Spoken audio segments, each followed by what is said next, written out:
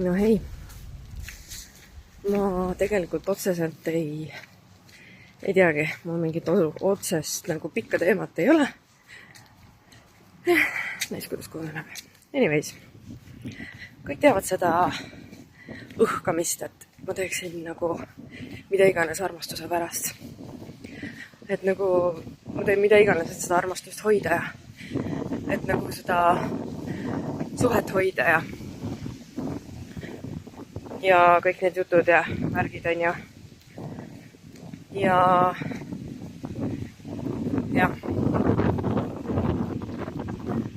kas sa seda iseenda pärast ka teeksid? Selles mõttes, et päris tore on hakata igasuguseid kompromisse ja värke-särke välja mõtlema ja neid leiutama ja loomulikult suhtes on vaja kompromisse ja värke teha, on ju. Aga ja selles mõttes, et suhte hoidmise pärast tuleb ju tööd teha ja armastuse hoidmise pärast ja nii edasi, on ju. Aga kas sa iseenda armastuse pärast ka oleksid valmis tegema selliseid asju? Ma tean, et mega palju inimesi on selliseid, kes ühesõnaga kõik need foorumid ja mingisugused, ma ei tea, mis iganes kuradi ma väljun sellest need grupid. On täis inimesi, et issand jumal, kuidas ma saaksin ikka armastust hoida ja mida kõike ma peaksin tegema ja andke mulle nõu ja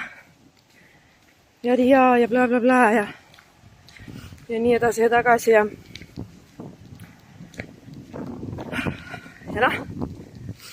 mingid sekundid tagasi ma olin ise umbes samasuguses olukorras. Fantastiline on ju. Ja mõtlesin ka, et mida kõike ma oleks valmis tegema ja minu puhul ongi see lollakas asi, et ma armastuse nimel, suhte hoidmise nimel, armastuse nimel olen valmis päris paljuks. Päris paljuks. Seal nagu selles mõttes piire ei ole, et kui inimene on minu jaoks kallis, seda väärt, siis ma teen samamoodi.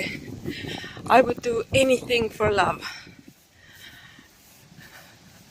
Laulsin oma peas seda lugu ja siis üks moment, pääsuke lendas mööda praegu. Ja siis üks moment, laulmise käigus tuli ette ka see lause teine osa, on ju. But I won't do that. Ja vot just siis ma jäin mõtlema. Et ma teen küll mida iganes armastuse pärast ja väga paljud inimesed teevad mida iganes armastuse pärast, on ju. Aga kas sa kurat seda sama asja teeksid iseenda armastuse pärast ka? Sest lõppkokkuvõttes armastus iseenda vastu on ju tegelikult kõige alus. Kõige põhi, kõige tähtsam. Ja kui sa oled nõus teise inimese pärast mida iganes tegema, et suhet hoida, on ju, siis miks sa ei peakski olema nõus täpselt seda sama tegema iseenda pärast? Sa armastad iseennast nii palju, et sa ei tee kompromisse. Saad aru? Ma saan aru, et suhtes on vaja kompromisse teha ja see on kõik ülioluline ja bla bla bla, on ju.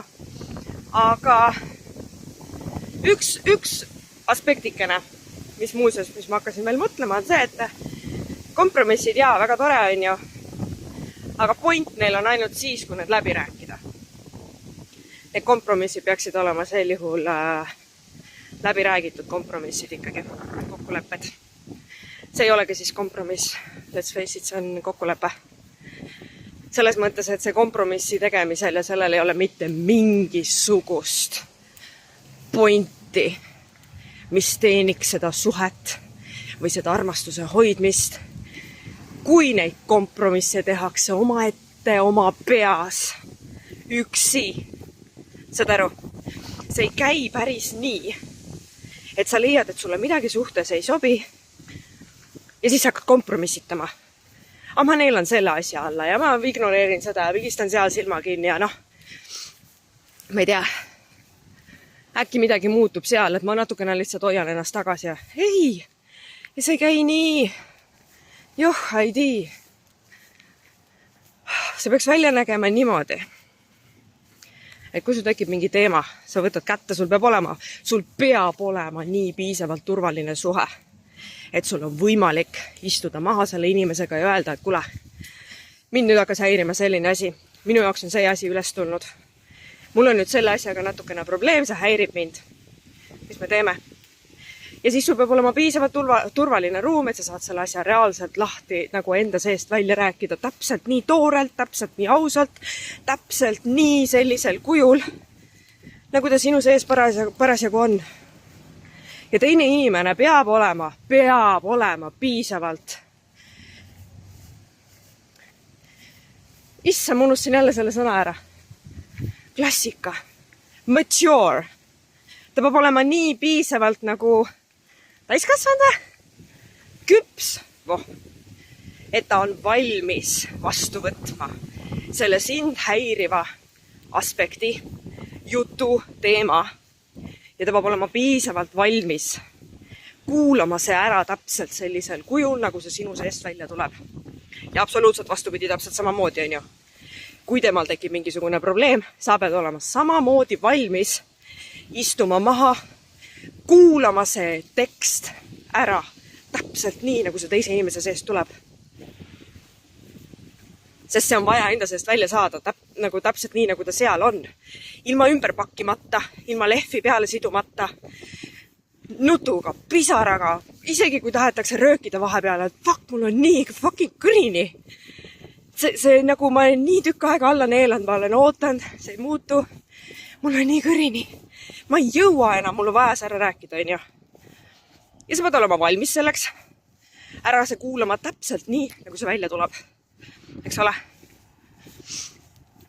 Ja siis me saame hakata rääkima mingisugusest kompromissini jõudmisest.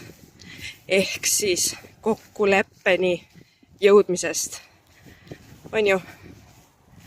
Nii et sa teed mida iganes armastuse nimel, suhte hoidmise nimel. Kas oled seda kõike valmis tegema ka iseenda nimel? See suhe sinu endaga, see armastus sinu enda vastu. Eks ju? Vot. Ja nii ongi. Ma ei saa praegu pikemalt seda lahti rääkida, sellepärast, et minu mälumaht on jälle täis. Ühesõnaga, siia paika see nüüd hetkel peabki jääma. Vot, aga mõtteainet ma arvan, et siit ikkagi veits on. Davai! Tšau!